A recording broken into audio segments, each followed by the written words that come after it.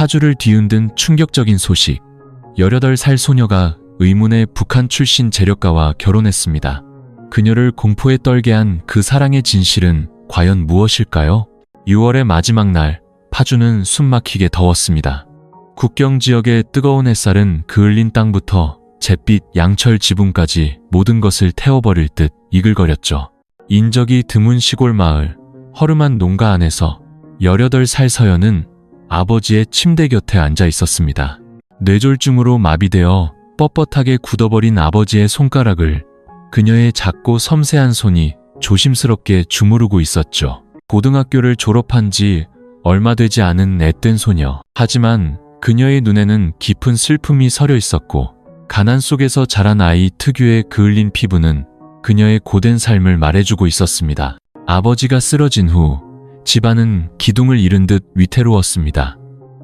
어머니 오 여사는 파주 외곽 공장에서 밤낮 없이 재봉틀을 돌리며 겨우 생계를 이어나갔죠. 뜬 눈으로 밤을 지새우기 일쑤였고, 낡은 집은 금방이라도 무너질 듯 삐걱거렸습니다. 쌀은 언제 떨어졌는지도 모르게 비어있기 다반사였죠. 공부를 잘했던 서연은 대학에 가는 꿈을 꿨지만 당장 먹을 쌀을 걱정해야 하는 형편에 책과 교과서는 사치일 뿐이라는 걸 너무도 잘 알았습니다. 그렇게 희망 없는 날들이 절망처럼 흘러가던 어느 날이었습니다. 어머니가 평소와는 다른 눈빛으로 집에 돌아왔습니다. 손에는 비싼 과일 바구니가 들려 있었고, 얼굴은 마치 복권이라도 당첨된 사람처럼 환하게 피어 있었죠. 서연은 대수롭지 않게 여겼습니다.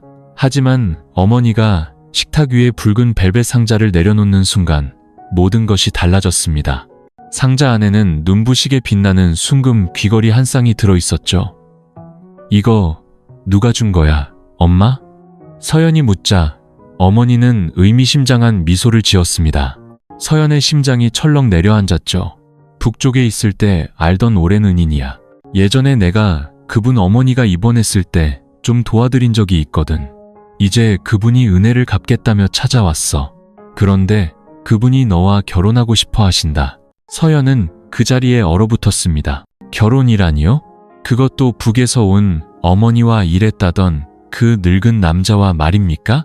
바로 어제까지만 해도 대학 입시 학원비 때문에 싸웠는데 이제는 결혼 이야기를 하고 있다니. 엄마, 그런 농담하지 마. 농담 아니야. 그분은 저쪽 개성에서 여러 사업체를 운영하는 수백억대 자산가셔. 김 회장님이라고 불리지. 나이는 좀 많지만 아주 부유하고 신사적인 분이야. 그분이 우리 가족 평생을 책임져 주시겠대. 내 아버지 병원비도 대주고 네가 원하면 기술을 배울 수 있도록 학원도 차려주신다고. 결혼은 그냥 형식적인 거니까 아무 걱정할 거 없다고 하셨어. 서연의 얼굴이 새하얗게 질렸습니다. 그녀는 아무 말 없이 집 밖으로 뛰쳐나갔습니다. 가슴을 태울 듯한 뜨거운 햇살 속을 걸으며 그녀의 머릿속에는 몸을 판다는 두 글자만이 계속해서 맴돌았습니다. 마을은 평화롭기만 했습니다. 아이들은 오래된 느티나무 아래서 구슬치기를 하고 있었죠. 초가 지붕 위에서는 새들이 지저귀였지만 서연에게 그날의 고요한 국경 마을은 거대한 폭풍이 몰아치기 시작한 곳이었습니다. 그녀 앞에 열린 문은 탈출구가 아니었습니다. 그것은 완전히 낯선 세계로 통하는 문, 자신이 더 이상 한 명의 인간이 아닌 가격표가 붙은 상품이 될지도 모르는 세상으로 들어가는 입구였죠. 그날 오후 서연이 어머니의 제안을 단호하게 거절했을 때 그녀는 모든 것이 끝났다고 생각했습니다. 하지만 그녀는 틀렸습니다. 오 여사는 포기하지 않았을 뿐만 아니라 집안을 청소하고 평소와는 비교도 안 될 만큼 정성스러운 저녁 식사를 준비하기 시작했습니다. 이 좁고 가난한 집에서는 좀처럼 보기 힘든 광경이었죠. 3일 뒤 낯선 번호판을 단 검은색 세단 한 대가 집 앞에 멈춰섰습니다. 차에서 내린 남자를 보고 이웃들은 모두 입을 다물지 못했습니다. 검은색 양복에 반짝이는 가죽 구두, 은발의 머리카락은 뒤로 말끔하게 빗어넘겼고 얼굴의 반을 가리는 선글라스를 끼고 있었죠. 그는 평생을 대접받는데 익숙한 사람처럼 여유롭게 걸었습니다. 목에는 굵은 순금 목걸이가 걸려 있었고 손목시계는 석양 아래 번쩍였습니다. 이분은 김필성 회장님이셔. 그냥 김 회장님이라고 부르렴. 어머니가 자랑스러운 표정으로 소개했습니다. 서연은 문 뒤에 서서 커튼 틈으로 그를 훔쳐보았습니다. 두려움과 혐오감이 뒤섞인 기묘한 감정이 가슴 속에서 차올랐습니다. 자신의 아버지 뻘 되는 저 남자가 바로 자신과 결혼하기 위해 귀빈처럼 집 안으로 들어오고 있었습니다. 서연아, 이리 와서 회장님께 인사드려야지. 회장님께서는 억지로 강요할 생각 없으시단다. 그저 제대로 대화를 나누고 싶어 하실 뿐이야. 그 남자가 나지막이 말했습니다.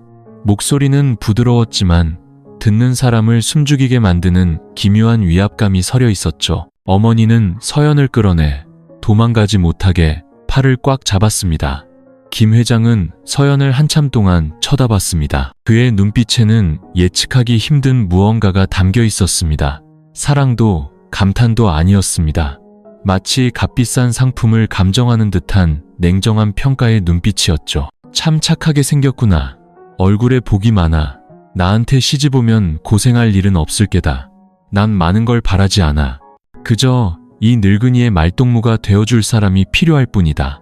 서연은 대답하지 않았습니다.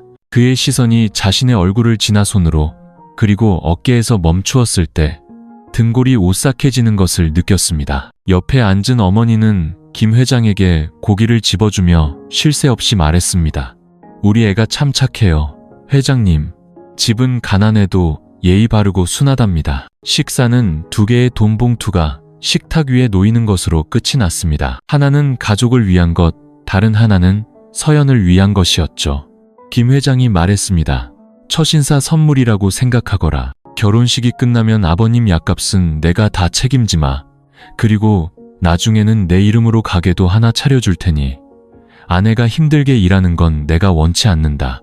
그날 밤 서연은 이불 속에서 소리 죽여 울었습니다.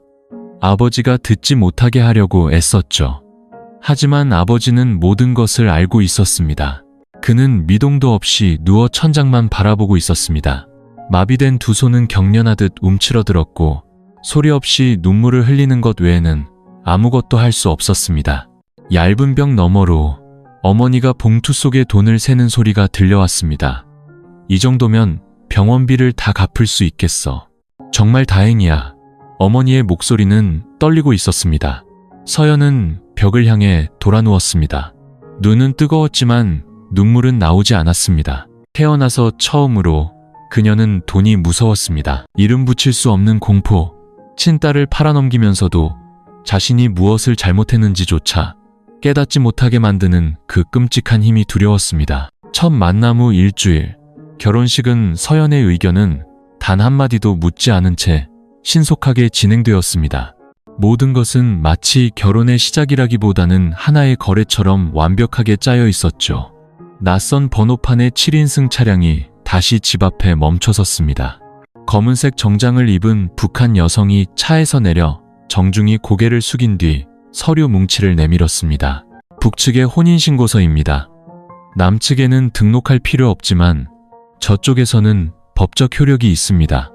아가씨께서 서명만 하시면 됩니다. 서연은 서류를 내려다보았습니다. 자신의 이름 김서연 옆에 김필성, 조선민주주의 인민공화국 국적이라는 글자가 선명하게 인쇄되어 있었습니다. 그녀는 자신이 이렇게 작고 무력하게 느껴진 적이 없었습니다. 엄마, 나 서명 안 할래. 그녀가 나지막이 말했습니다. 오 여사는 대답하지 않았습니다. 그저 딸의 손을 잡고 펜을 쥐어준 뒤 고개를 숙여 속삭였습니다. 아버지를 위해서, 엄마를 위해서, 그리고 너 자신을 위해서 서명하거라. 그녀는 떨리는 손으로 서명했습니다. 서명은 자신의 흐릿한 미래처럼 비뚤어져 있었습니다. 그날 오후 결혼식은 파주 근처의 한 대형 연회장에서 열렸습니다. 연회는 남북한 하객들을 위해 2가지 방식으로 준비되었지만 남측 하객이라고는 어머니와 이웃 몇 명, 그리고 먼 친척 1명이 전부였습니다. 아버지는 오지 못했고 오고 싶은지 묻는 사람도 없었습니다. 연회장은 온통 붉은색으로 화려하게 장식되어 있었고 테이블에는 벨벳 식탁보와 촛불이 반짝였지만 서연의 눈빛은 차갑게 식어 있었습니다. 그녀는 하얀 웨딩드레스를 입고 부케를 들었지만 얼굴은 굳어 있었습니다. 누구라도 그녀를 보면 고개를 저을 정도였죠. 신부가 참 예쁜데 꼭 상을 당한 사람처럼 슬퍼 보이네. 김필성이 무대 위로 올라와 마치 경매에서 승리한 사람처럼 서연의 팔짱을 꼈습니다. 그는 북한말로 연설을 한 뒤 수십 명의 하객들 앞에서 서연의 이마에 입을 맞추었습니다. 서연은 몸서리치지 않으려 애썼지만 마음속 모든 것이 산산조각 나는 것 같았습니다. 연회가 끝나고 김 회장은 그녀를 차에 태우며 꿀처럼 달콤한 목소리로 속삭였습니다. 이제 시댁에 가는 거다. 착하게 굴면 네가 원하는 건 뭐든지 다 해주마. 착하게만 굴어다오. 길가에 서 있던 어머니는 마치 큰 임무를 완수한 사람처럼 어색하게 웃으며 손을 흔들었습니다. 차는 먼지를 일으키며 국경 지역을 떠났습니다. 그리고 한 18살 소녀는 그렇게 아무런 소리도 없이 자신의 삶에서 밀려나고 말았습니다. 서연은 차창 밖으로 멀어지는 자신의 집을 바라보았습니다. 낡은 양철 지붕이 점점 희미해졌습니다. 그 순간부터 그녀는 더 이상 예전의 자신이 아님을 직감했습니다. 차가운 침묵 속에서 서연을 태운 차는 임진강을 건넜습니다. 운전사와 양옆의 경호원들은 모두 북한 사람들이었고 아무도 말을 걸지 않았습니다. 가끔 백미러를 통해 그녀를 힐끗 쳐다볼 뿐이었죠. 김필성은 옆자리에 앉아 알아들을 수 없는 북한 사투리로 빠르게 통화하고 있었습니다. 무슨 말인지는 몰라도 그 목소리에 담긴 냉정함은 똑똑히 느껴졌습니다. 30분도 채 걸리지 않아 시댁이라는 곳에 도착했습니다. 파주 외곽, 버려진 카지노 뒤편에 동떨어져 있는 3층짜리 호화 저택이었죠. 철문은 하늘 높이 솟아 있었고 사방에는 CCTV가 설치되어 있었습니다. 높은 담벼락은 안을 들여다볼 수도 밖을 내다볼 수도 없게 모든 것을 차단하고 있었죠. 차가 안으로 들어서는 순간 서연은 마치 최고급 교도소에 들어가는 듯한 기분을 느꼈습니다. 집에 온 걸 환영한다, 얘야. 김 회장이 말했습니다. 소름 끼치도록 다정한 목소리였죠. 서연은 차에서 내려 눈부신 저택을 올려다보았습니다. 금빛 페인트로 칠해진 외벽, 마른 핏자국처럼 보이는 붉은 기와지붕, 마당은 잘 닦인 석재로 포장되어 있었고 나무들은 한치의 오차도 없이 줄지어 서 있었습니다. 어디를 봐도 깔끔하고 정돈되어 있었지만 무언가 결정적인 것이 빠져 있었습니다. 바로 생기였죠. 작고 마른 체구의 중년 여성이 그녀에게 고개를 숙였습니다. 저는 박 집사입니다. 오랫동안 이곳에서 일해왔습니다. 앞으로는 저를 그냥 박 집사님이라고 부르시면 됩니다. 서연은 작게 고개를 끄덕였습니다. 박 집사는 그녀를 이끌고 긴 복도를 지나 2층으로 올라갔습니다. 그곳에는 윤이 나는 목재문이 달린 커다란 방이 있었습니다. 넓은 침대, 새하얀 매트리스, 그리고 서연이 살던 집 한 칸만한 거대한 옷장이 있었죠. 모든 것이 반짝이고 깨끗했지만 영혼은 없었습니다. 이 방을 쓰시면 됩니다. 앞으로 허락 없이는 지하실에 내려가시면 안 되고 사람이 없을 때 발코니 문을 여는 것도 삼가십시오. 박 집사는 기계처럼 딱딱한 목소리로 말했습니다. 서연이 조심스럽게 물었습니다. 지하실에 뭐가 있는데요? 여자는 침묵했습니다. 아주 잠깐의 망설임이 그녀의 얼굴을 스쳐 지나갔고 이내 그녀는 돌아섰습니다. 작은 여행 가방과 함께 아무도 설명해주지 않는 비밀스러운 세상에 서연을 홀로 남겨둔 채 말이죠. 그날 저녁, 김필성은 신혼 축하 저녁 식사를 준비했습니다. 식탁은 1층 거실에 차려졌죠. 여전히 고급스러운 음식과 와인, 그리고 반짝이는 촛불이 있었습니다. 하지만 그 거대한 집에는 단 3사람, 김 회장과 서연, 그리고 박 집사뿐이었습니다. 많이 먹어라. 젊을 때는 건강이 최고야. 그가 서연의 잔에 와인을 따라주며 말했습니다. 서연은 마시지 않았습니다. 몇 숟가락 드는 둥마는 둥하다가 방으로 올라가겠다고 했죠. 계단을 오르는데 등 뒤에서 문이 잠기는 철컥 소리가 들렸습니다. 작은 소리였지만 머릿속에서는 천둥처럼 크게 울렸습니다. 아내가 된 첫날 밤, 서연은 울지 않았습니다. 강해서가 아니라 공포가 눈물마저 말려버렸기 때문이었죠. 그녀는 낯선 침대에 꼼짝 않고 누워 작은 소리 하나하나에 귀를 기울였습니다. 에어컨 소리, 아래층에서 누군가 오가는 발소리, 그리고 옆방벽에서 무언가 가볍게 두드리는 듯한 기묘한 소리. 서연은 벌떡 일어나 앉았습니다. 눈을 크게 떴죠. 환청이 아니었습니다. 누군가 옆방에서 벽을 3번 두드리고 잠시 멈췄다가 다시 3번 두드렸습니다. 마치 어떤 신호를 보내는 것처럼요. 그녀는 벽으로 다가가 귀를 바짝 댔습니다. 심장이 미친 듯이 뛰었습니다. 그때 처음으로 그녀는 의심하기 시작했습니다. 이곳은 정말 호화로운 저택일까? 아니면 화려함으로 위장한 감옥일까? 다음 날 아침, 창문 커튼 사이로 스며든 햇살에 서연은 잠에서 깼습니다. 방은 어젯밤과 똑같았고 아무도 들어온 흔적은 없었습니다. 하지만 불안감은 그대로 남아 있었습니다. 특히 한밤중에 들었던 기묘한 벽소리는 어둠 속의 속삭임처럼 뇌리에 밝혀 소름을 돋게 했죠. 그녀는 방을 나섰습니다. 복도는 텅 비어 있었고 저택은 화려했지만 항상 무언가 이상한 냄새가 났습니다. 새가구나 꽃향기가 아닌 차갑고 답답하며 잊을 수 없는 어떤 냄새였죠. 복도 끝에 있는 방을 지나갈 때 서연은 하얀색으로 칠해진 목재문이 살짝 열려 있는 것을 보았습니다.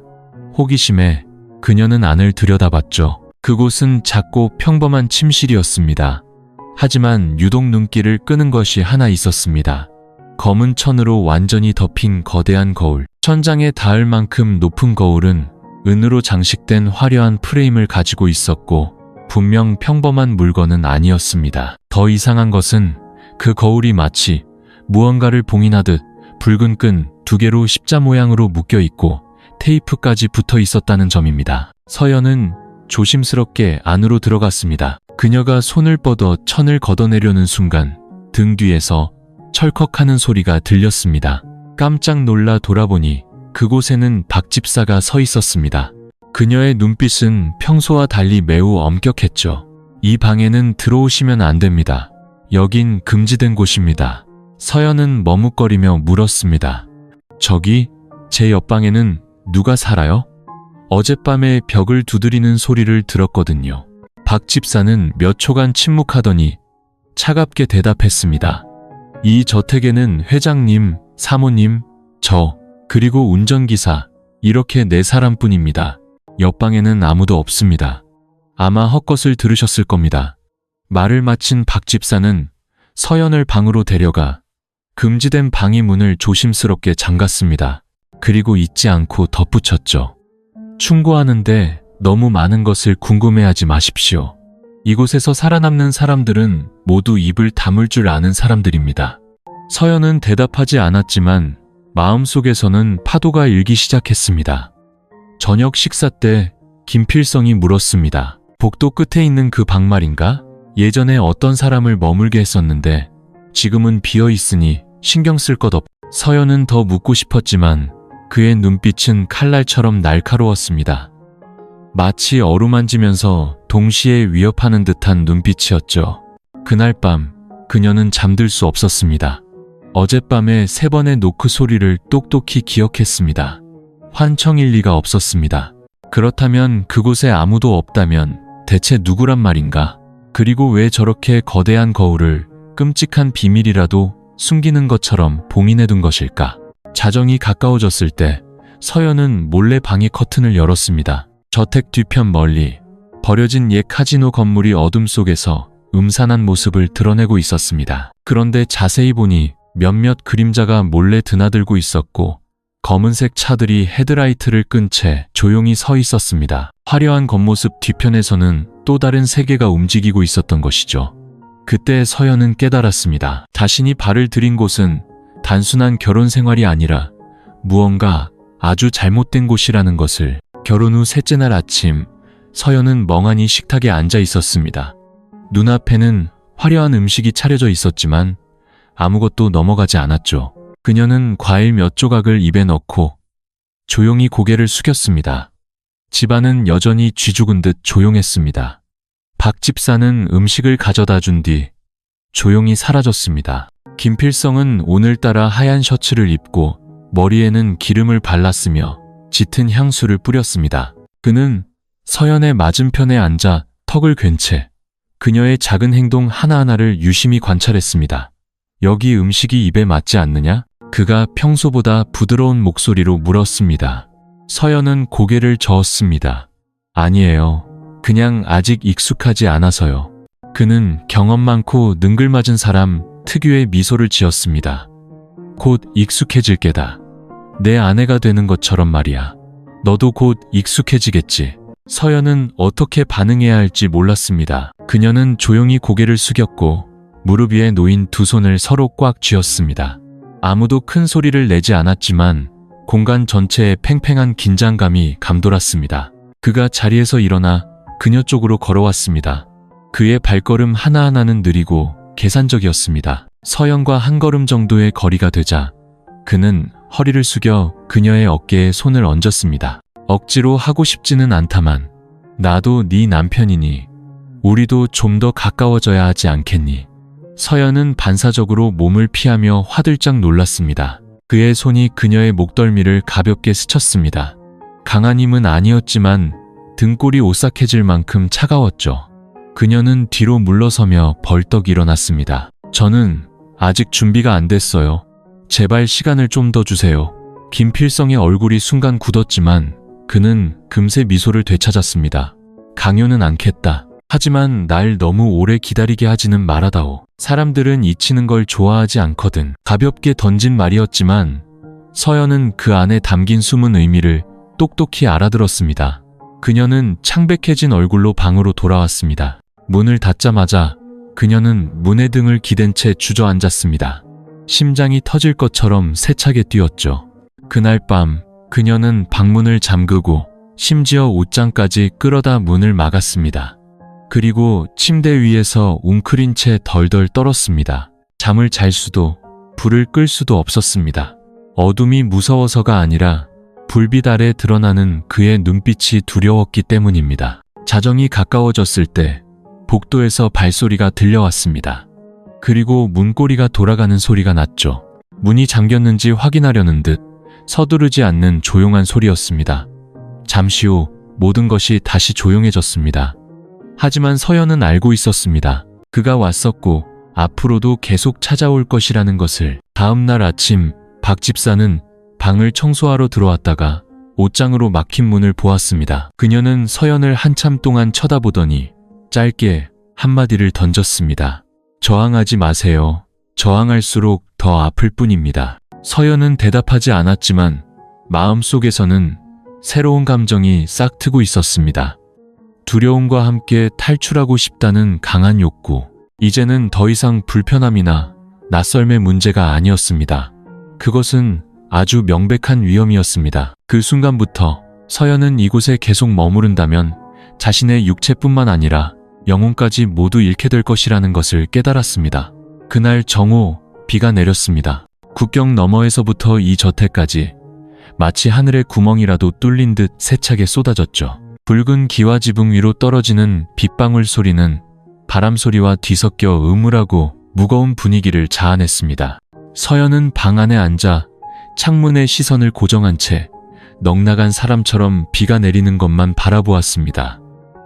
귓가에는 아침에 들었던 박 집사의 경고가 계속 맴돌았습니다. 저항하지 마세요. 저항할수록 더 아플 뿐입니다. 저녁 식사 시간, 여느 때처럼 세 사람만이 식탁에 앉았습니다. 김필성은 기분이 안 좋은 듯 거의 먹지 않았습니다. 그는 서연에게 아무 말도 하지 않았고 가끔 힐끗 쳐다보는 눈빛에는 짜증이 역력했죠. 어젯밤 일에 대해 아무도 언급하지 않았지만 서연은 그 침묵 자체가 일종의 협박이라는 것을 알았습니다. 식사를 마친 김필성은 차가운 얼굴로 방으로 올라가 버렸습니다. 박 집사가 식탁을 치우는 동안 서연은 설거지를 도왔죠. 쟁반을 들고 2층으로 올라가던 중 그녀는 저택 뒤편 별채로 이어지는 복도에서 작은 다툼 소리를 얼핏 들었습니다. 젊고 가냘픈 여자의 목소리였습니다. 더는 못 참겠어요. 제발 저 좀 보내주세요. 익숙한 남자의 목소리가 들렸습니다. 입 닥쳐. 살고 싶으면 조용히 해.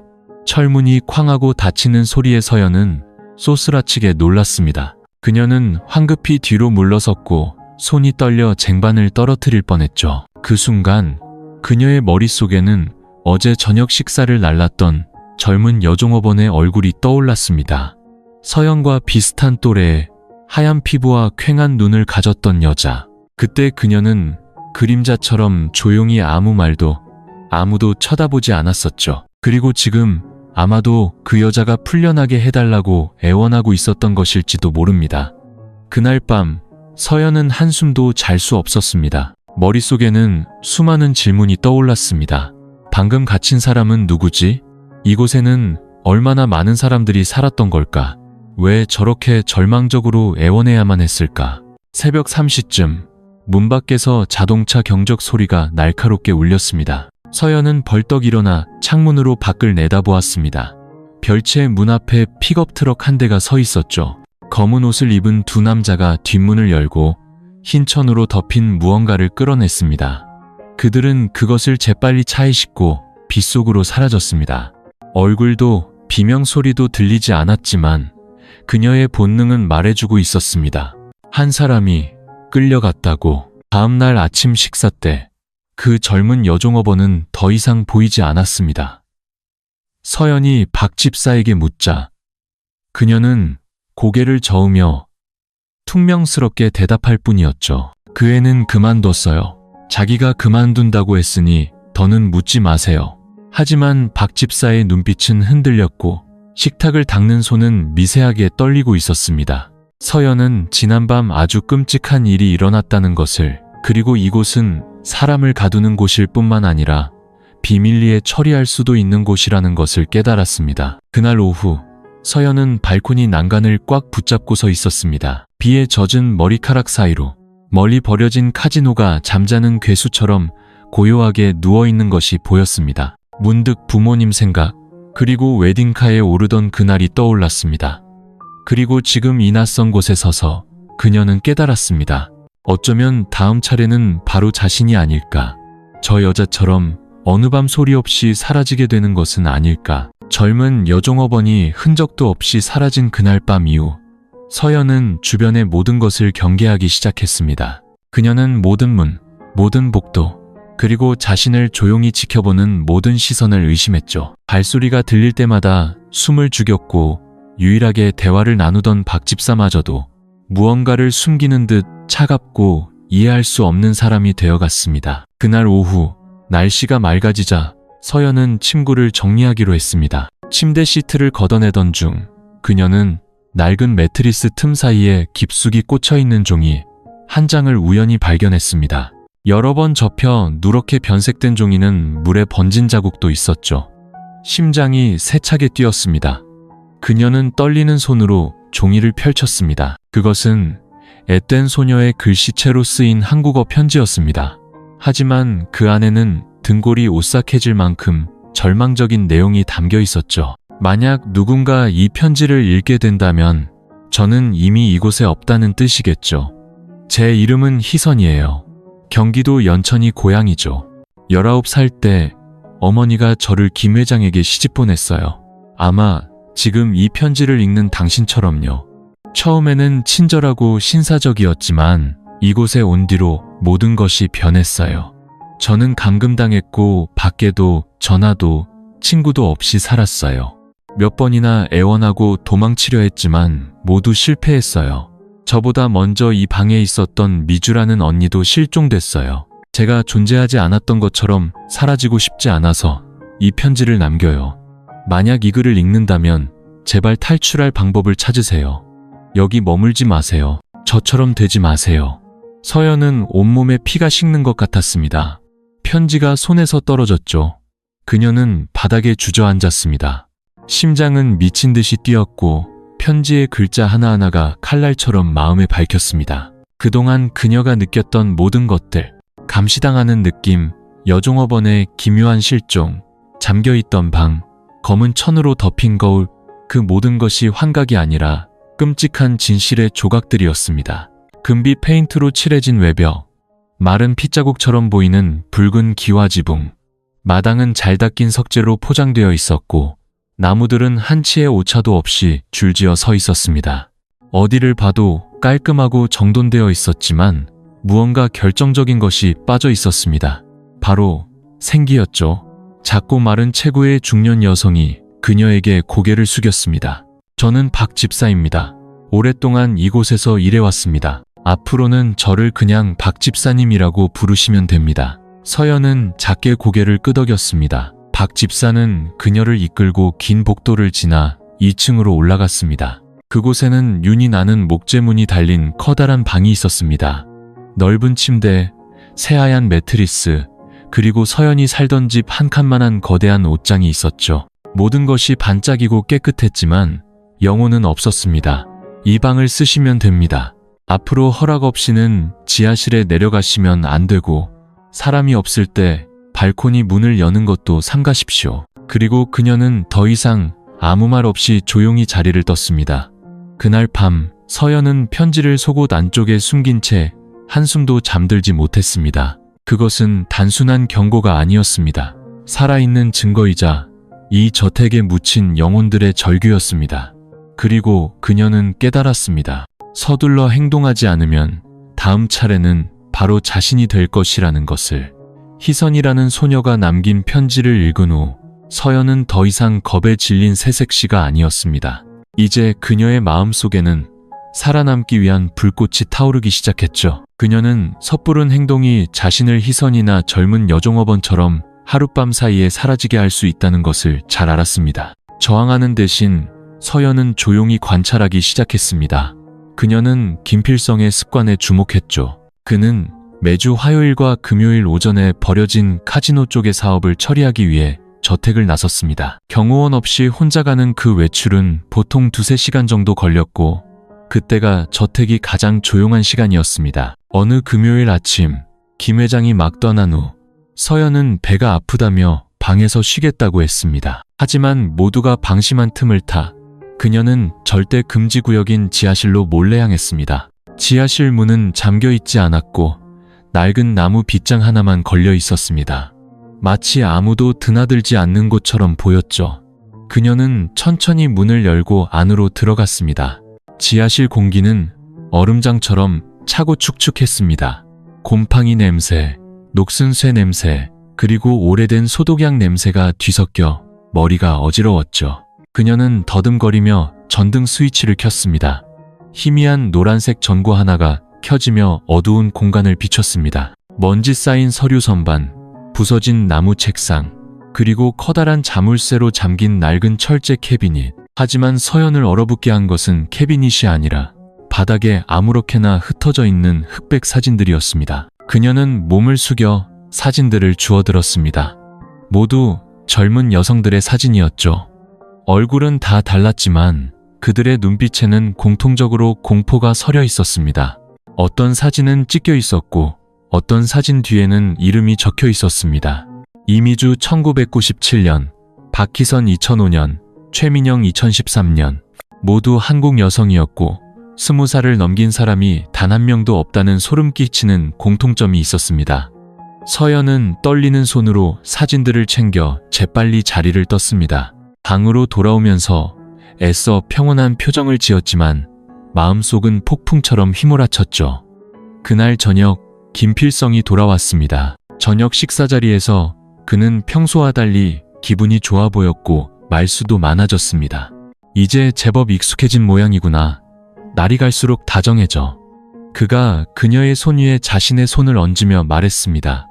눈빛에는 노골적인 의도가 담겨 있었죠. 서연은 어색하게 미소 지으며 슬며시 손을 뺐습니다. 머릿속에는 사진 속의 얼굴들과 이름들이 맴돌았습니다.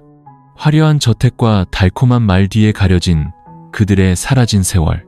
밤이 깊었지만 그녀는 잠들 수 없었습니다. 창가에 앉아 주머니 속에 숨긴 사진들을 하나씩 쓸어보았죠. 미주, 희선, 민영, 그리고 또 누가 있었을까? 그녀는 자문했습니다. 얼마나 많은 여성들이 결혼이라는 이름 아래 이곳으로 끌려와 만족과 통제를 위한 상품이 되었다가 파괴되었을까? 진실은 그녀가 상상했던 것보다 훨씬 더 끔찍했습니다. 이것은 더 이상 그녀 혼자만의 이야기가 아니었습니다. 이것은 화려함과 법, 그리고 돈이라는 껍데기 아래 은폐된 체계적인 비극의 연속이었습니다. 그리고 그녀가 서둘러 탈출하지 못한다면 저 차가운 지하실 캐비닛 속 다음 이름은 바로 자신이 될 것이었습니다. 한편 김필성의 저택에서 수백 킬로미터 떨어진 서울의 한 작은 자취방. 진우는 컴퓨터 모니터 앞에 앉아 있었습니다. 고향 친구가 페이스북 그룹에 올린 서연의 결혼식 사진에 시선이 고정되었죠. 흐릿한 사진이었지만 그 속의 서연의 눈빛은 진우의 마음을 아프게 했습니다. 그녀는 하얀 웨딩드레스를 입고 있었지만 아름다운 얼굴은 굳어 있었고 미소는 없었습니다. 옆에는 백발의 늙은 남자가 소유욕 가득한 모습으로 그녀의 팔짱을 끼고 있었죠. 댓글에는 모두 감탄하는 글뿐이었습니다. 재벌한테 시집 갔네. 인생 폈다. 가난한 집에서 공주님이 됐네. 하지만 서연과 고등학교 3년을 같은 반에서 보낸 진우만이 무언가 잘못되었다는 것을 느꼈습니다. 그는 서연의 집안 형편도 간호사가 되고 싶어 했던 그녀의 소박한 꿈도 잘 알고 있었습니다. 서연이 예전에 했던 말도 기억했죠. 난 나이 많은 남자는 싫어. 젊은 여자를 이상한 눈으로 쳐다보는 것 같아. 그런데 지금 그녀는 60이 넘은 노인의 아내가 되어 있었습니다. 진우는 서연의 집 근처에 사는 어머니에게 전화를 걸었고 등골이 오싹해지는 이야기를 들었습니다. 서연이 엄마가 애를 북한 사람한테 시집 보냈다더라.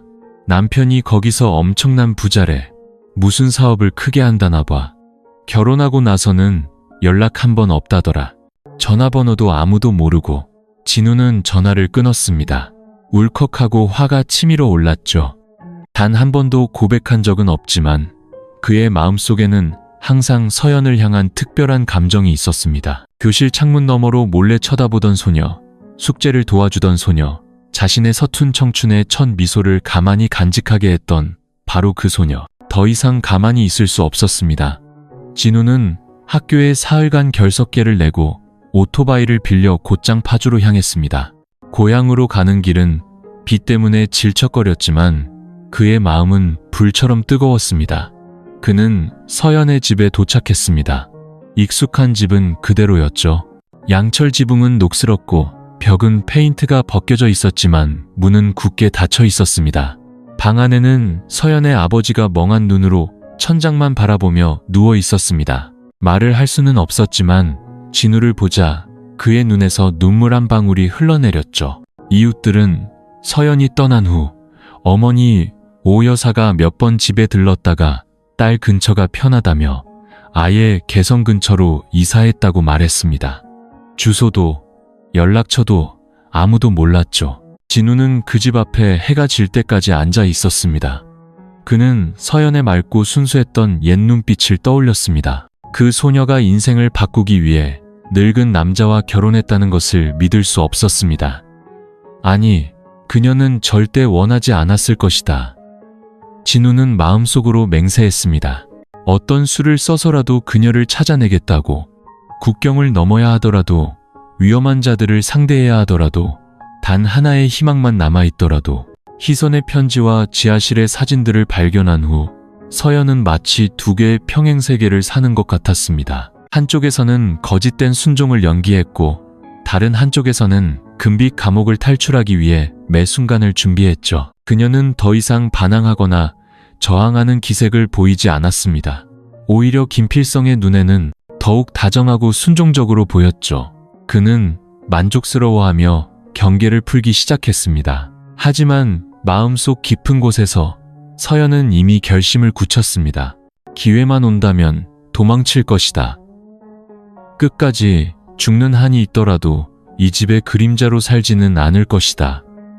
기회는 어느 날 정오에 찾아왔습니다. 박 집사가 요리를 하다가 부주의로 부엌에 휴대전화를 두고 나간 것이죠. 물을 마시러 내려온 서연은 부엌 선반 위에서 진동하는 휴대전화를 발견했습니다. 화면에는 남편에게서 온 전화라는 문구가 떠 있었죠. 박 집사가 바로 뒤따라 들어왔지만 서연은 재빨리 전화기를 낚아채며 거짓말을 했습니다. 집사님, 전화 왔어요. 그리고 전화기를 건네주기 직전 그녀는 재빨리 다른 번호를 눌렀습니다. 머릿속에 유일하게 기억하고 있던 번호, 바로 진우의 번호였죠. 그녀는 진우가 아직 예전 번호를 쓰는지 전화를 받을지 알 수 없었지만 그것이 그녀가 붙잡을 수 있는 마지막 희망이었습니다. 신호음은 바로 가지 않았습니다. 1초가 칼날처럼 가슴을 파고들었죠. 절망적인 순간 여보세요?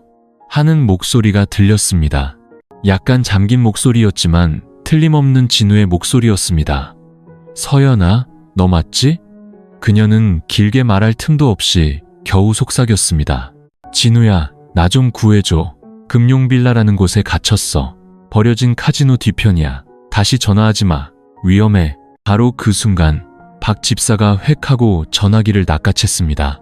그녀의 얼굴은 창백해졌고 눈에는 당혹감이 서려 있었죠. 하지만 그녀는 아무 말 없이 서연을 한참 동안 쳐다보더니 조용히 돌아섰습니다. 그날 저녁 김필성이 돌아왔을 때 저택의 공기는 납덩이처럼 무거워졌습니다. 서연은 거실로 불려나갔습니다. 그는 안락의자에 앉아 있었고 앞에는 박 집사의 휴대전화가 놓여 있었죠. 그의 얼굴은 굳어 있었고 입술은 굳게 다물려 있었습니다. 누구에게 전화했지? 그가 물었습니다. 목소리는 크지 않았지만 칼날처럼 날카로웠습니다. 서연은 침묵했습니다. 내가 아무것도 모를 줄 알았나? 내가 집사 전화에 추적 프로그램을 설치해둔 지 오래다. 서연은 여전히 고개를 숙이고 있었습니다. 두 손은 하얗게 질리도록 꽉 쥐고 있었죠. 김 회장은 자리에서 일어나 그녀에게 다가와 갑자기 뺨을 세차게 후려쳤습니다. 그녀는 타일 바닥으로 쓰러졌습니다. 입에서는 피가 터져 나왔지만 울지도 소리치지도 않았습니다. 그저 텅 빈 눈으로 그를 쳐다볼 뿐이었죠. 이게 마지막 기회다. 만약 외부와 한 번이라도 더 연락하면 내 고향에 있는 부모님이 무사할 거라고 장담 못한다. 그 말은 사형 선고나 다름없었습니다. 소리 지를 필요도 없이 그렇게 나지막이 던진 한마디는 누구라도 공포에 떨게 하기에 충분했죠. 그날 밤 서연은 퉁퉁 부은 얼굴로 몸을 웅크린 채 누워 있었습니다. 눈을 감을 수 없었죠. 머릿속에는 단 하나의 문장만이 계속해서 울려 퍼졌습니다. 진우가 들었어. 그가 방법을 찾을 거야. 그리고 그녀 자신도 깨달았습니다. 그 전화 한 통이 성공한 순간부터 자신의 삶은 아직 구원받지 못했을지언정 이미 생사의 경계에 발을 들여놓았다는 것을. 짧은 통화 후 진우는 휴대전화 화면 앞에서 망연자실하게 앉아 있었습니다. 수화기 너머 서연의 목소리는 희미하고 끊겼지만 공포에 가득 차 있었죠. 그가 기억하는 키워드는 명확했습니다. 갇혔어. 금용빌라. 버려진 카지노. 위험해. 더 이상 지체할 수 없었습니다. 다음 날 진우는 곧장 다시 파주로 향했습니다. 이번에는 서연의 집에 들르지 않고 곧장 임진각으로 갔죠. 남과 북이 단 하나의 검문소를 사이에 두고 마주보는 곳. 그는 관광객인 척하며 금용빌라와 대형 카지노가 있다는 개성공단 주변을 탐문하기 시작했습니다. 하지만 아무도 입을 열려 하지 않았죠. 김 회장? 모르는 사람이 없지. 하지만 젊은이는 더 이상 묻지 않는 게 좋아. 잘못하면 쥐도 새도 모르게 사라질 수 있어. 국경 너머에서 오랫동안 운전 일을 했다는 한 한국인 기사가 목소리를 낮추며 말했습니다. 진우는 조용히 메모를 한 뒤 버려진 카지노 근처의 작은 찻집을 찾아갔습니다. 찻집 주인은 60이 넘은 할머니로 은퇴하기 전 그곳에서 일했다고 했죠. 진우가 끈질기게 말을 걸자 할머니는 마침내 사실을 털어놓았습니다. 그 김필성이라는 사람, 듣자 하니 옛날에는 검은 돈을 세탁하려고 카지노 사업에 투자한 조직의 거물이래. 한국 여자를 아내로 맞는 건 사랑해서가 아니라 재산을 옮기고 토지나 차, 집 같은 걸 아내 명의로 합법화하기 위해서야. 몇 년마다 한 명씩 아내를 바꾼다더군. 그 여자들 중에는 소식도 없이 사라진 사람도 있고 돌아오긴 했는데 제정신이 아닌 사람도 있고. 진우는 등골이 오싹해지는 것을 느꼈습니다. 그 사람을 고소하거나 신고한 사람은 없었어요? 예전에 평택에서 온 여자애가 한여로 일하다가 감금당하고 성폭행당했다고 신고한 적이 있었지. 그런데 갑자기 고소를 취하하더니 사라져버렸어. 다들 협박당한 거라고 수군거렸지. 진우는 이를 악물었습니다. 흩어져 있던 조각들이 이제 하나의 어두운 그림으로 맞춰지고 있었습니다. 김필성은 단순한 재력가가 아니었습니다. 그는 보호 세력을 등에 업고 결혼을 불법 활동의 위장수단으로 사용하는 거대한 조직의 우두머리였죠. 그는 법조계에서 일하는 지인에게 연락을 취했습니다. 지인은 조심스럽게 확인해 주었습니다. 김필성의 파일은 아주 두껍지만 그놈은 아주 교활해서 항상 다른 사람 이름을 내세워 아마 그 여자도 조직의 한 고리로 이용당하고 있을 가능성이 커. 진우는 휴대전화를 꽉 쥐었습니다. 서연은 단순히 결혼한 것이 아니었습니다. 그녀는 속았고 강요당했으며 갇혀 있었습니다.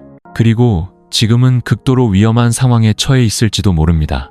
그는 찻집 주인이 알려준 금룡빌라의 위치를 구글 지도에서 검색했습니다. 지도에는 아무런 표시도 이름도 없는 공터만이 나타났고 붉은 흙길 하나만이 그곳으로 이어져 있었죠. 보면 볼수록 소름이 끼쳤습니다. 이름도 주소도 없고 아무도 감히 가까이 가지 않는 저택. 진우는 스스로에게 다짐했습니다. 당국이 아무것도 하지 않는다면 자신이 하겠다고. 혼자라도 목숨을 걸어서라도 서연을 그곳에서 구해내기만 한다면. 그리고 바로 그날 밤 그는 금룡빌라에 잠입할 계획을 세우기 시작했습니다. 진우는 금룡빌라에서 약 3km 떨어진 개성의 한 작은 여관에 방을 잡았습니다. 관찰하기에 너무 멀지도 발각될 만큼 가깝지도 않은 거리였죠. 그는 김필성의 세계에 발을 들이는 것이 목숨을 거는 도박이라는 것을 잘 알았지만 돌아설 수 없었습니다. 첫날, 그는 시장 조사원인 척하며 지도와 카메라를 들고 저택 주변을 어슬렁거렸습니다. 그가 목격한 것은 심장을 얼어붙게 만들기에 충분했습니다. 문은 항상 굳게 닫혀 있었고 사방에는 CCTV가 설치되어 있었죠. 사복을 입었지만 군화를 신은 2명의 경비원이 24시간 경계를 섰습니다. 번호판 없는 검은 차 한 대가 매일 밤 드나들었고 그 주변을 5분 이상 서성이는 사람은 예외 없이 의심의 눈초리를 받았습니다. 진우는 이곳이 평범한 주택이 아님을 직감했습니다. 이곳은 기지, 사람을, 물건을, 그리고 죄악을 숨기기 위한 장소였습니다. 그는 유심칩을 바꾸고 새로운 페이스북 계정을 만들어 예전에 언론에서 언급되었던 피해자들에게 메시지를 보냈습니다. 김필성과 관련되었다가 한동안 사라졌던 사람들이었죠. 그중 한 명이 이틀 만에 답장을 보내왔습니다. 그녀의 이름은 최민영, 26세, 2018년에 김 회장의 합법적인 아내였던 여자였습니다. 지금 그녀는 평양에서 막노동을 하며 신분을 숨긴 채 살아가고 있었죠. 진우를 만났을 때 민영은 거의 들리지 않는 목소리로 말했습니다. 저도 처음에는 제가 운이 좋다고 생각했어요. 그가 저를 저택에서 살게 해주고 돈과 차도 주었으니까요. 하지만 사실은 새장 속에 새처럼 갇혀 지냈어요. 아무도 만날 수 없었고 전화도 쓸 수 없었죠. 맞고 강요당했어요. 도망쳤을 때는 가족들이 살해 협박을 받았고 저는 사라져야만 했어요. 그리고 제가 처음이 아니었어요. 그녀는 진우에게 동영상 하나를 건넸습니다. 김필성이 국경지대의 큰 토지 3개를 다른 아내 명의로 이전하는 계약서에 서명하는 장면을 몰래 촬영한 영상이었죠. 공증도 없이 손으로 쓴 계약서였지만 서명과 지문이 모두 찍혀 있었습니다. 이게 그가 돈을 세탁하는 방식이에요. 젊은 한국 여자를 아내로 삼아 재산을 분산시키고 다른 사람 명의로 돌려 조사를 피하는 거죠.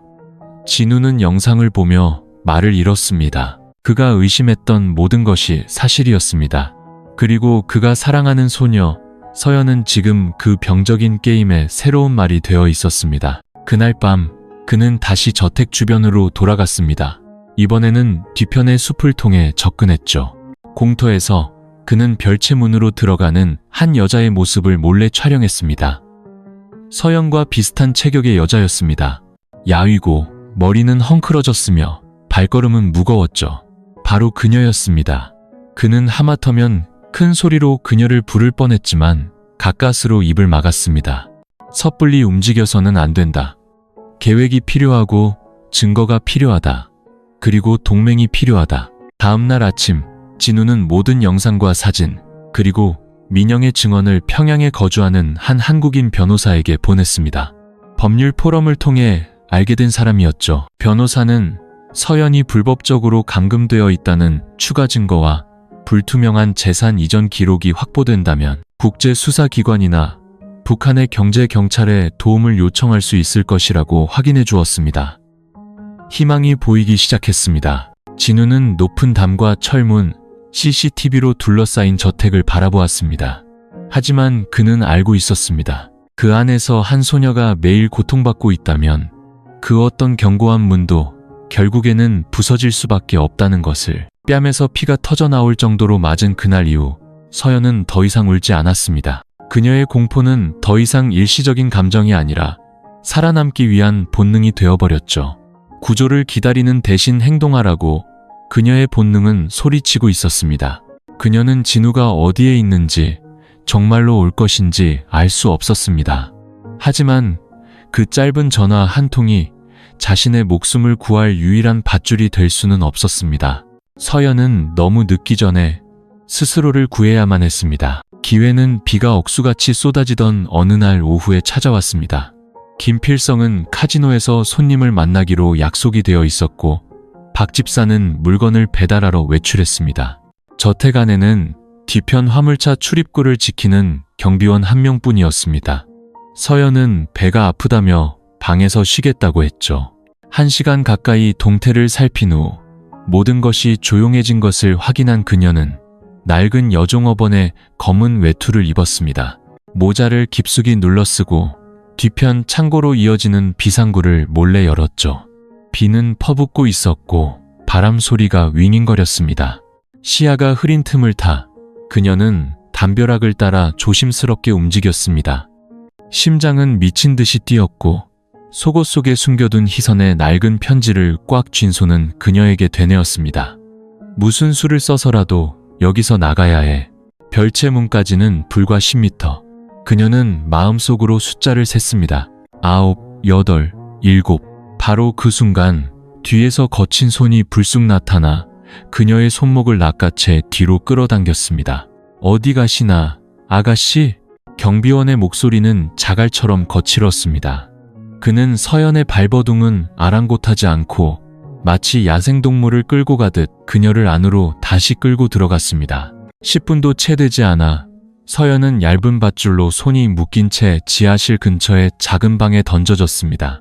창문도 전화 신호도 없는 곳이었죠. 뒤따라 들어온 박 집사는 아무 말 없이 차가운 물수건과 물 한 컵을 탁자 위에 내려놓았습니다. 그녀의 눈빛은 어둡고 공허했죠. 그날 밤 김필성이 돌아왔습니다. 그는 소리치지도 때리지도 않았습니다. 그저 어둠 속에 조용히 앉아 와인잔을 든 채 실망과 도끼가 섞인 눈으로 서연을 쳐다볼 뿐이었죠. 너에게 폭력을 쓰고 싶지는 않았다. 하지만 네가 나를 이렇게 만드는구나. 이곳에서 도망치려 한 자는 모두 벌을 받아야만 한다. 서연은 고개를 들었습니다. 눈은 붉게 충혈되었지만 시선은 단호했죠. 저는 회장님의 재산이 아니에요. 저는 사람이에요. 그는 비웃었습니다. 여기 있는 모든 것은 내 재산이다. 이 집도, 저 카지노도, 그리고 너 같은 아내들도 모두 내가 돈으로 산 것이다. 네 값은 이미 치렀다. 알겠나? 말을 마친 그는 방을 나갔습니다. 문이 철컥하고 잠기는 소리는 차가운 선고처럼 울려 퍼졌습니다. 그날 밤 서연은 불도 물도 없는 어두운 방에 갇혔습니다. 그녀는 차가운 타일 바닥에 웅크리고 누워 있었습니다. 몸은 흠뻑 젖었고 입술은 열 때문에 파랗게 떨렸지만 마음속에서는 더 이상 두려움이 느껴지지 않았습니다. 용감해서가 아니라 모든 것을 깨달았기 때문입니다. 이곳에 계속 머무른다면 선택지는 단 2가지뿐. 도망치거나 죽거나 세 번째 길은 없었습니다. 그날 밤늦게 평양의 한 허름한 골목에 있는 찻집에서 진우는 얼굴 대부분을 가리는 마스크와 모자를 쓴 한 여성과 마주 앉아 있었습니다. 퀭하고 지친 눈빛만이 드러나 있었지만 그 눈빛은 소름 끼치도록 날카로웠죠. 그녀의 이름은 최민영, 30세, 21살 때 김필성의 아내였고 2년 동안 흔적도 없이 사라졌던 바로 그 여자였습니다. 진우는 그녀를 찾기 위해 많은 노력을 기울였습니다. 서연의 이야기를 들은 민영은 한참 동안 침묵하더니 마스크를 벗었습니다. 왼쪽 뺨에서 턱까지 이어진 긴 흉터가 드러났죠. 그 흉터는 그녀가 평생 짊어져야 할 어두운 기억처럼 결코 지워지지 않을 것 같았습니다. 나도 처음에는 가난해서 구원받은 줄 알았어. 그는 부모님께 돈을 보내고 선물을 주며 나를 북으로 데려갔지. 그저 늙은 자신을 돌봐주기만 하면 된다고 했어. 하지만 저택의 문이 닫히는 순간 내가 지옥에 발을 들였다는 걸 깨달았지. 그녀는 감정이 거의 없는 무미건조한 목소리로 감금과 통제, 그리고 원치 않는 일들을 강요당했던 날들에 대해 이야기했습니다. 그녀가 도망치려 했을 때 김필성은 그녀의 뺨을 때리고 경고의 의미로 뜨거운 다리미를 팔에 갖다 대기까지 했습니다. 반항하는 여자는 모두 처리되었어. 어떤 여자는 옥상에서 뛰어내려 자살했고 어떤 여자는 약물에 중독돼 기억을 잃었지. 나는 침묵하고 복종했기 때문에 살아남았어. 하지만 매일 밤 그를 죽이거나 나 자신을 끝내버릴 생각만 했어. 민영은 김 회장이 며칠간 출장을 간 틈을 타 도망쳤습니다. 그녀를 불쌍히 여긴 한 북한인 하녀가 뒷문을 열어주었죠. 그 후 그녀는 평양으로 도망쳐 이름과 신분을 바꾸고 수년간 숨어 지내왔습니다. 진우는 이야기를 들으며 주먹을 꽉 쥐었습니다. 하지만 그게 끝이 아니었습니다. 민영은 조용히 USB 하나를 테이블 위에 올려놓았습니다. 이 안에는 예전에 내가 몰래 촬영한 영상이 있어. 김 회장이 한 고위관리와 재산을 거래하는 장면이야. 그는 한국 여자를 방패막이로 삼아 재산을 분할하고 돈을 세탁하고 세금을 탈루해. 여자들은 그저 합법적인 지갑일 뿐이야. 용도가 끝나면 버려지는 거지. 진우가 노트북을 열자 흐릿하지만 선명한 영상이 나타났습니다. 김필성은 저택 거실에 앉아 있었고 앞에는 20살 남짓의 창백한 얼굴을 한 한국 여자가 떨리는 손으로 서류에 서명하고 있었습니다. 옆에는 북한의 법률 고문이라는 안경 쓴 남자가 앉아 있었죠. 토지, 자동차, 은행 계좌, 모든 재산이 그 소녀의 이름으로 이전되고 있었습니다. 민영이 이를 갈며 말했습니다. 저게 바로 나야. 그리고 나는 서연이가 지금 나의 복제품이 되어가고 있다고 확신해. 진우는 고개를 끄덕였습니다. 분노로 눈이 충혈되었지만 그는 이제 죄악의 장막이 서서히 걷히고 있다는 것을, 그리고 서연이 이전의 희생자들처럼 영원히 사라지기 전에 서둘러야 한다는 것을 알았습니다. 그는 그날 밤 바로 영상을 북한 내무성 소속의 지인 변호사에게 보냈습니다. 국경을 넘나드는 인권 유린 사건을 여러 번 도왔던 사람이었죠. 변호사는 확인했습니다. 특별수사를 개시할 충분한 근거가 됩니다. 만약 다른 피해자의 두 번째 증언이 확보된다면 이 사건은 절대 묻힐 수 없습니다. 진우는 민영의 손을 잡고 증인으로 나서달라고 부탁했습니다. 민영은 잠시 침묵하더니 고개를 끄덕였습니다. 서연이를 위해서, 그리고 과거에 아무도 구해주지 않았던 나 자신을 위해서 최민영의 증언으로 법적인 문이 열리기 시작했습니다. 하지만 진우는 돈과 인맥으로 조종에 능한 김필성 같은 자를 끝장내려면 증언만으로는 부족하다는 것을 잘 알았습니다. 구체적인 증거, 흑백이 분명한 서류, 그리고 무엇보다 김필성 자신이 보관하고 있는 증거가 필요했죠. 그는 서연이 짧은 통화에서 말했던 것을 기억해냈습니다. 저택 지하실의 철제 캐비닛, 하녀가 절대 물어서는 안 될 것을 보관하는 장소라고 했던 바로 그곳. 진우는 그곳이 돈 세탁 계약서, 재산 이전 서류, 그리고 사라진 아내들과 관련된 자료를 보관하고 있는 마지막, 그리고 유일한 장소일 것이라고 확신했습니다. 6번째 밤, 비가 쏟아졌습니다. 저택 전체가 축축한 안개에 잠겨 있었죠. 습관처럼 김필성은 근처 VIP 카지노에서 도박을 할 예정이었습니다. 보통 밤 9시에 집을 나서 자정 전에 돌아오지 않았죠. 진우는 검은 옷을 입고 소형 카메라와 장갑, 그리고 현지 지인을 통해 구한 가짜 자물쇠를 챙겼습니다. 그는 옥수수밭을 가로질러 저택 뒤편으로 접근했습니다. 지하실 문은 서연의 말대로 낡은 나무 빗장 하나로 간단하게 잠겨 있었습니다. 진우는 소리 없이 빗장을 열고 안으로 들어갔습니다. 심장이 세차게 뛰었죠. 지하실 공기는 곰팡 내로 가득했습니다. 손전등 불빛 아래 그는 서연이 묘사했던 모든 것을 다시 확인했습니다. 먼지 쌓인 책장, 거미줄 친 서류 상자, 그리고 가장 깊은 구석에 있는 2개의 자물쇠로 잠긴 커다란 철제 캐비닛. 진우는 가방에서 잠금 해제 도구를 꺼냈습니다. 첫 번째 자물쇠를 여는데 거의 15분이 걸렸죠. 두 번째 자물쇠를 풀기 시작했을 때 위층 마룻바닥에서 갑자기 발소리가 울려 퍼졌습니다. 누군가 움직이고 있었습니다. 박 집사일 수도 아니면 김필성이 일찍 돌아온 것일 수도 있었죠. 시간이 없었습니다. 철컥 자물쇠가 풀렸습니다. 진우는 캐비닛을 열었습니다. 안에는 서랍들이 있었고 각 서랍에는 이름표가 붙어 있었습니다. 이미주, 박희선, 최민영, 김서연, 그리고 그가 들어본 적 없는 다른 이름들까지. 그는 서연의 파일을 꺼내 들었습니다. 그 안에는 70억 원 상당의 국경지대 토지를 서연의 명의로 이전하는 자필 계약서가 있었습니다. 그녀의 서명과 지문이 찍힌 재산 증여 확인서, 결혼사진, 증명사진, 그리고 새로운 이름이 적힌 북한 여권 사본. 서연은 이미 북한의 합법적인 국민이 되어 재산 이전의 도구로 사용되고 있었던 것입니다. 진우의 온몸이 차갑게 식었습니다. 명백한 증거였죠. 김필성은 결혼을 이용해 서연을 방패막이로 삼아 세무당국과 법의 눈을 속이고 모든 재산을 그녀의 이름으로 돌린 뒤 용도가 끝나면 제거할 준비를 하고 있었던 것입니다. 그는 휴대전화로 모든 서류를 촬영하고 원본 몇 장을 방수가방에 넣었습니다. 그리고 캐비닛을 원래대로 잠그고 조용히 빠져나왔죠. 그가 뒤뜰에 막 도착했을 때 갑자기 센서등이 켜지며 등 뒤에서 목소리가 들려왔습니다. 꼼짝마, 경비원이었습니다. 진우는 생각할 틈도 없이 뒤돌아 뛰기 시작했습니다.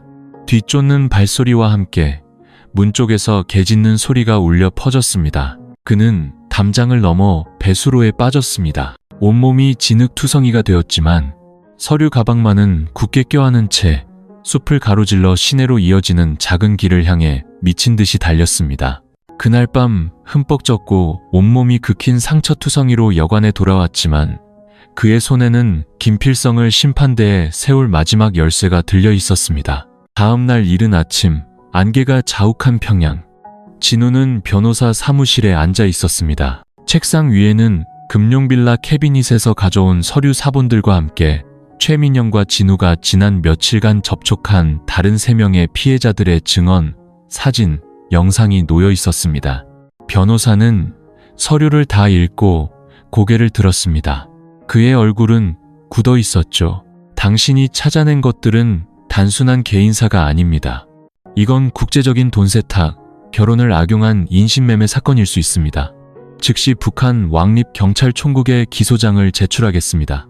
그날 정오, 사건 서류는 공식적으로 접수되었습니다. 구체적인 증거와 다각적인 증언 덕분에 북한 당국은 신속하게 이 사건을 특별 감시 대상으로 지정했죠.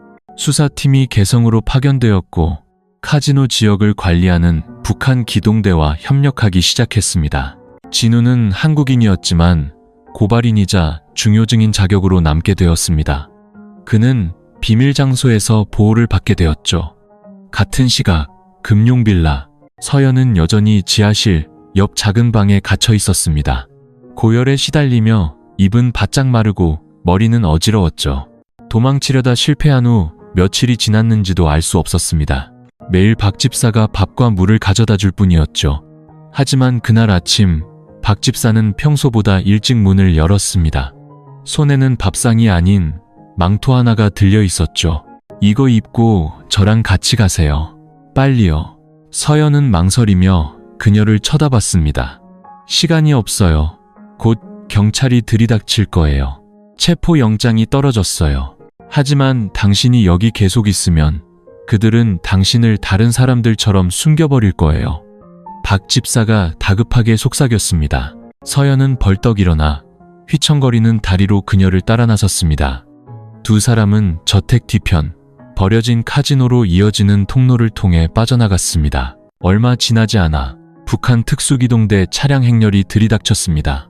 저택의 문이 부서지고 경찰들이 쏟아져 들어와 지역 전체를 포위했죠. 김필성은 거실에서 차를 마시다가 그 자리에서 수갑이 채워졌습니다. 당신들 무슨 권리로 이러는 거야? 나는 북한 국민이다. 어떤 법이 사유지에 무단 침입하는 걸 허락하나? 그가 얼굴이 불그락푸르락해져 소리쳤습니다. 수사팀장은 차갑게 수색영장을 내밀었습니다. 조선민주주의인민공화국 최고재판소는 김필성 동지의 사유지를 돈 세탁, 강제혼인, 불법 서류 은닉 혐의로 수색할 것을 허가했다. 경찰은 지하실을 수색해 철제 캐비닛 전체와 전자기기, CCTV, 부동산 서류 등을 압수했습니다. 책장 뒤편에 비밀 공간이 발견되었고 그 안에서는 여성복 3벌, 작은 침대, 그리고 액체 형태의 신경안정제가 나왔습니다. 명백한 불법 감금 장소였죠. 한편 서연은 거의 탈진 상태로 북한 경찰서로 이송되었습니다. 그녀는 의료 지원을 받고 갇힌 지 사흘 만에 첫 식사를 한 뒤에야 그토록 살아있기를 바랐던 단 한 사람을 다시 만날 수 있었습니다. 진우. 그가 낡은 옷차림 그대로 걱정 가득한 눈으로 신문실에 들어서는 것을 보자 서연은 참았던 울음을 터뜨렸습니다. 그녀는 그에게 달려가 아무 말도 못한 채 와락 껴안았습니다. 놓으면 모든 것이 다시 악몽이 될까봐 두려운 듯 그를 꽉 붙잡았죠. 진우는 그녀의 등을 토닥이며 속삭였습니다. 내가 왔어. 이제 괜찮아. 안전해. 김필성이 공식적으로 체포되어 조사를 받기 시작한 지 열흘 후 서연은 북한 경찰과 한국 영사관의 협조 아래 강제 혼인 피해자 보호 프로그램을 통해 귀국하게 되었습니다. 서연이 다시 임진각 땅을 밟던 날 하늘에서는 비가 부슬부슬 내리고 있었습니다. 세찬 비는 아니었지만 그녀의 작고 여인 어깨를 적시기에는 충분했죠. 같은 길, 같은 푸른 논밭이었지만 이번에 서연은 하얀 웨딩드레스를 입고 고급 세단에 앉아있는 대신 작은 보따리 하나를 손에 꼭 쥐고 집을 향해 걸었습니다. 진우가 그녀의 걸음에 맞춰 천천히 옆에서 함께 걸었죠. 그는 가끔 그녀를 쳐다보며 힘들지 않느냐고 묻고 싶었지만 차마 입을 떼지 못했습니다. 그는 서연이 자신의 두 발로 집으로 돌아가는 이 길을 조용히 끝까지 걸어갈 필요가 있다는 것을 알았기 때문입니다. 낡은 집이 멀리서 보이기 시작했습니다. 양철 지붕은 여전히 잿빛이었고 나무 기둥은 기울어져 있었지만 지금 서연의 눈에는 세상에서 가장 평화로운 안식처로 보였습니다. 어머니오 여사는 딸이 구출되었다는 소식을 듣고 며칠 전에 미리 돌아와 있었습니다. 그녀는 마당 앞에 서서 가슴을 부여잡고 있었고 눈은 이미 젖어 있었죠. 딸의 모습을 보자마자 그녀는 달려나갔습니다. 서연아, 우리 딸. 서연은 멈춰서서 아무 말 없이 오랫동안 어머니를 바라보았습니다. 그리고 갑자기 어머니의 품에 와락 안기며 어린아이처럼 서럽게 울기 시작했습니다. 한때 남편을 구하기 위해 딸을 희생시켰던 여자와 상품처럼 팔려갔던 여자. 두 사람은 빗속에서 서로를 부둥켜 안았습니다. 원망도 비난도 없었습니다. 그저 억눌렸던 시간만큼의 눈물만이 흘러내릴 뿐이었죠. 집안 침대에 누워있던 아버지.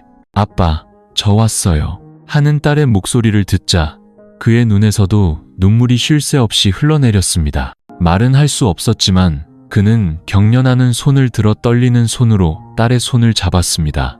입술을 달싹이며 터져나오는 행복을 소리치고 싶어하는 듯 보였습니다. 그날 저녁 온 동네 사람들이 위로차 모여들었습니다. 누군가는 조용히 나무랐고 누군가는 침묵했으며 누군가는 안타까워했습니다. 서연은 아무도 원망하지 않았습니다. 그녀는 그저 말했죠. 엄마를 원망하지 않아요. 운명도 탓하지 않아요.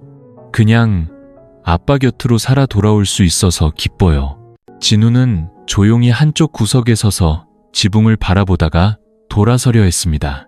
그가 마당을 떠나기 직전 오 여사가 그를 불러 세웠습니다. 진우야, 저녁이라도 먹고 가렴. 정말 고맙다. 네가 아니었다면 난 내 딸을 영영 잃었을 거야. 진우는 고개를 끄덕였습니다. 그의 시선이 서연에게 닿았습니다. 따뜻하면서도 먹먹한 눈빛이었죠. 그날 밤 몇 년 만에 처음으로 그 작은 집에 웃음소리가 다시 울려 퍼졌습니다. 수저 부딪히는 소리, 엄마, 국 좀 더 주세요 하는 소리, 다시는 들을 수 없을 것 같았던 평범한 소리들. 서연은 아버지와 어머니, 그리고 진우 사이에 앉아 있었습니다. 얼굴에는 아직 열병과 감금의 흔적이 희미하게 남아 있었지만 눈빛은 다시 밝아져 있었습니다. 더 이상 분노도 두려움도 없었습니다. 고통 속에서 깨달은 단 하나의 문장만이 그녀의 마음속에 남아 있었습니다. 그 어떤 화려한 저택도 사랑이 가득한 이 가난한 집보다 아름다울 수는 없다. 암세너, 그 어떤 재벌도 나를 위해 기꺼이 위험에 뛰어든 이 남자보다 귀할 수는 없다. 그리고 그 어떤 자유도 내 집 지붕 아래서 쉬는 평온한 숨결보다 값질 수는 없다. 집으로 돌아온 지 한 달 후, 서연은 머리를 짧게 잘랐습니다. 한때 다른 이의 탐욕과 소유욕의 대상이 되었던 길고 윤기나던 머리카락은 이제 단정하고 소박한 스타일로 바뀌었죠. 거울 속 자신을 보며 그녀는 옅게 미소 지었습니다. 이게 바로 나야. 더 이상 누군가의 아내도 꼭두각시도 아니었습니다. 시골에서의 삶은 느리게 흘러갔지만 서연에게 매일은 부활과도 같았습니다. 그녀는 학교로 돌아가지도 예전처럼 대학의 꿈을 꾸지도 않았습니다. 모든 것이 변했지만 그것이 포기를 의미하지는 않았죠. 지역 여성회관에서 주최하는 무료 재봉교육을 받은 후 서연은 이웃에게서 낡은 재봉틀 한 대를 얻어 집 한쪽에 자리를 마련했습니다. 처음에는 동네 사람들의 옷을 꿰매주는 일로 시작했지만 곧 옷 수선, 잠옷 제작으로 일이 퍼져나갔고 진우의 도움을 받아 온라인으로 주문 제작까지 받게 되었습니다. 한때 돈과 맞바꿔지기 위해 팔렸던 한 사람이 이제 자신의 두 손으로 깨끗한 돈을 한 푼 한 푼 벌고 있었습니다. 그녀는 원단 배달원에게 돈을 건네며 단호한 눈빛으로 말했죠. 서연의 작은 재봉틀 가게에는 간판이 없었지만 동네 사람들은 모두 그곳을 서연이네 수선집이라고 불렀습니다. 사람들은 그녀의 솜씨뿐만 아니라 그녀의 사람됨을 아꼈습니다. 폭풍우를 겪고 돌아온 소녀가 여전히 예의 바르고 아버지를 극진히 돌보며 한 땀 한 땀 성실하게 살아가는 모습을 말이죠. 어머니 오 여사는 정신적 충격 이후 완전히 다른 사람이 된 것 같았습니다. 더 이상 돈에 집착하지도 딸을 재벌에게 시집 보낼 허황된 꿈을 꾸지도 않았죠. 그녀는 집에서 텃밭을 가꾸고 밥을 짓고 남편을 돌봤습니다. 그리고 매일 아침 말없는 감사의 표시로 진우가 먹을 밥을 조용히 차려놓곤 했습니다. 진우는 여전히 서울에서 대학을 다녔지만 주말마다 오토바이를 타고 내려왔습니다. 전구를 갈아주고 아버지의 약을 챙겨주고 낡은 가전제품을 고쳐주었죠. 그는 말이 많지 않았지만 그의 작은 행동 하나하나는 폭풍 뒤의 지붕처럼 묵묵하고 든든한 존재감이었습니다. 어느 날 늦은 오후 서연이 열심히 옷감을 재단하고 있을 때 진우는 맞은편에 앉아 연필을 깎으며 물었습니다. 아예 제대로 된 옷가게를 열 생각은 없어? 내가 자금 지원받는 방법 아는 사람 있는데. 서연은 미소 지으며 고개를 저었습니다. 나는 작게 시작하고 싶어. 느려도 괜찮아. 하지만 반드시 내 손으로 해야 해. 진우는 고개를 끄덕였습니다. 그는 이제 자신의 앞에 앉아있는 소녀가 웨딩드레스를 입었던 18살의 그녀와는 완전히 다른 사람이라는 것을 알았습니다. 더 이상 몽상에 잠겨있지는 않았지만 훨씬 더 강인하고 성숙하며 누구의 도움 없이도 굳건히 설 수 있는 용기를 가진 사람이 되어 있었습니다. 석양이 창문으로 들어와 서연의 얼굴을 비출 때 진우는 불쑥 물었습니다. 만약 누군가 너와 함께 걷고 싶어 한다면 아주 천천히 서두르지 않고 그럴 마음이 있어? 서연은 바로 대답하지 않았습니다. 그녀는 그저 그를 바라보았습니다. 부드러워진 눈빛으로 작게 고개를 끄덕였습니다. 꽃도 반지도 고백도 없었지만 그것만으로도 새로운 시작을 알리기에는 충분했습니다. 진우는 파주의 가난한 가정에서 태어났습니다. 아버지는 일찍 돌아가셨고 어머니는 작은 구멍가게를 하며 두 형제를 키웠죠. 어릴 때부터 진우는 내성적이고 말이 없었지만 다른 사람의 고통에 유난히 민감했습니다. 공부를 특출나게 잘하지도 말을 잘하지도 잘생기지도 않았지만 그를 아는 사람들은 모두 인정했죠. 진우는 믿을 수 있는 사람이라고, 한번 약속하면 반드시 지키고 한번 돕기 시작하면 끝까지 돕는다고. 서연을 처음 만난 것은 그녀가 15살 때 어머니를 도와 길에서 호떡을 팔던 때였습니다. 고3 때는 그녀의 집에 선풍기를 고쳐주러 갔었죠. 들를 때마다 그는 작은 미소나 과자 한 봉지를 남기거나 말없이 자질구레한 일들을 도와주곤 했습니다. 서연이 북한 재력가에게 강제로 시집갔다는 소식을 들었을 때 진우는 밤새 잠을 이루지 못했습니다. 마음속에 이름 붙일 수 없는 아픔이 솟구쳤죠. 깊이 사랑해서가 아니라 안타까워서였습니다.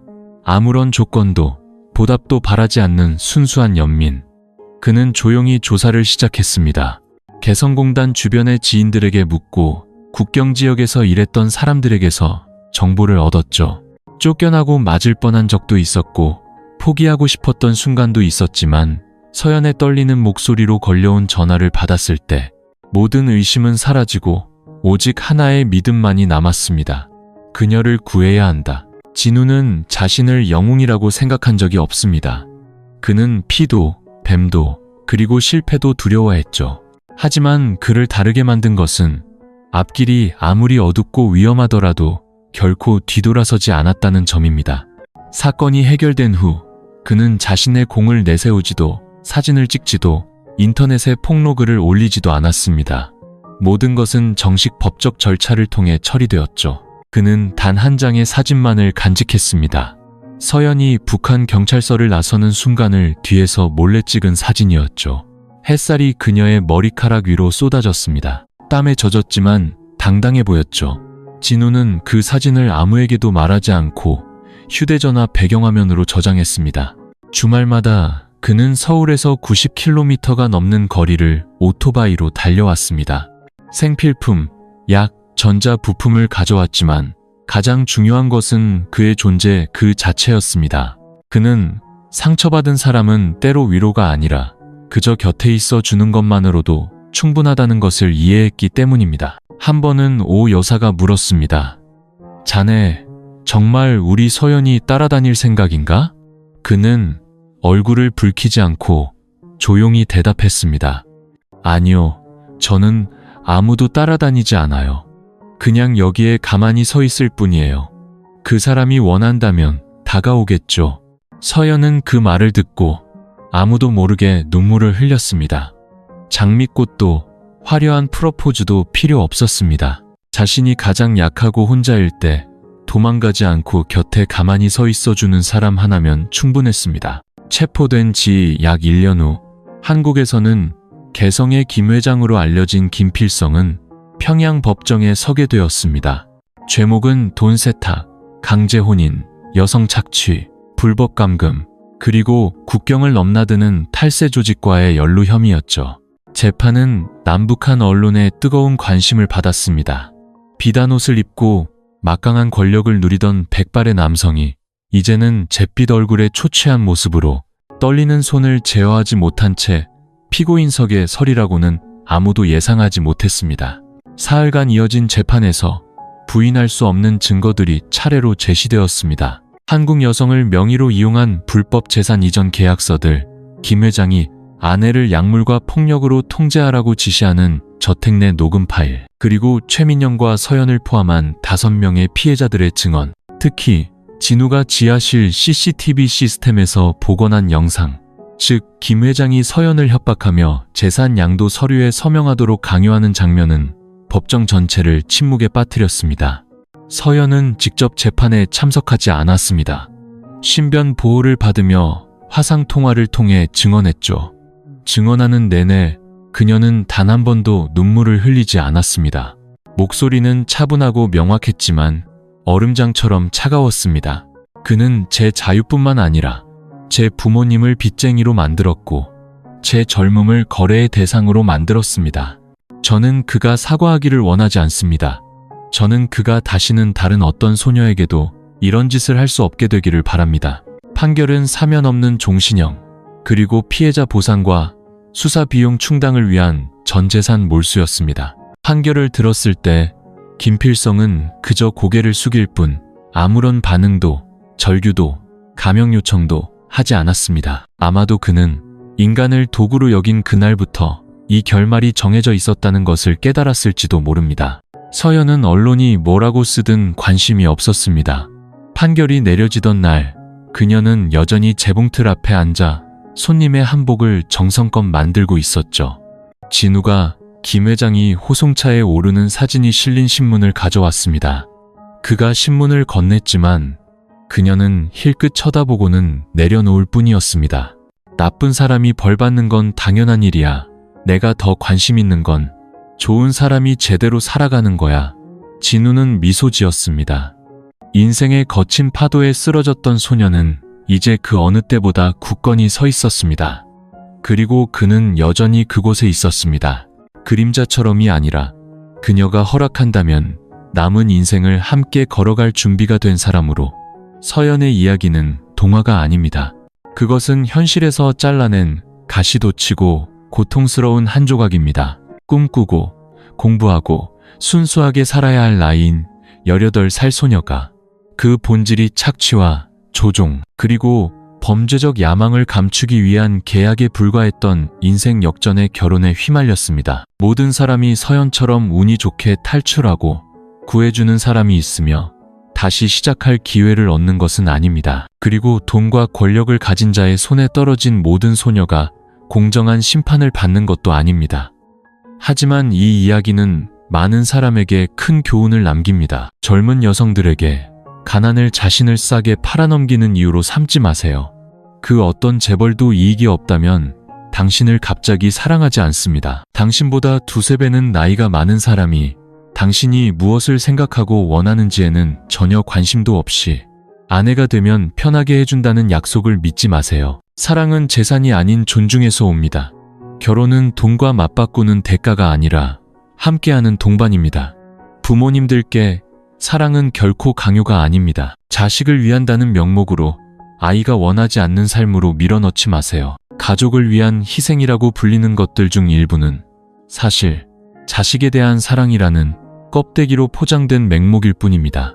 누구나 자식이 편안하게 살기를 바라지만 물질적 풍요가 출구 없는 정신적 고통으로 변하게 해서는 안 됩니다. 그리고 선량한 남자들에게 부자가 될 필요도 달콤한 말을 할 필요도 없습니다. 그저 상대방이 가장 약하고 가장 아프고 아무도 곁에 없을 때 그 자리에 남아주기만 하면 됩니다. 진우는 영화처럼 싸우거나 영웅적인 모습을 보이지 않았습니다. 하지만 그는 진정한 영웅이었습니다. 그는 묵묵히 명예를 바라지 않고 옳은 일을 했기 때문입니다. 그가 지켜낸 것은 서연의 목숨뿐만 아니라 한 여자가 남자에 대해 가질 수 있는 마지막 믿음이었습니다. 그리고 마지막으로 사회에게 팔려가듯 시집가는 젊은 여성들을 외면하지 마세요. 부자에게 시집가는 것이 인생 역전이라고 단정짓지 마세요. 만약 돈이 사람들로 하여금 잘못된 것을 보고도 눈 감게 만든다면 피해자는 영원히 자신의 목소리를 낼 수 없을 것이기 때문입니다. 18배 강제로 결혼해야 했던 소녀, 서연. 그녀는 미인대회에 나가거나 강연자가 되거나 SNS에 찬사를 받을 필요가 없었습니다. 그녀에게는 작은 재봉틀 가게와 낡은 집, 그리고 뒤에서 조용히 지켜봐주는 한 남자면 충분했습니다. 그것이야말로 진짜 인생 역전, 돈이 아닌 평온으로 이룬 역전이었습니다.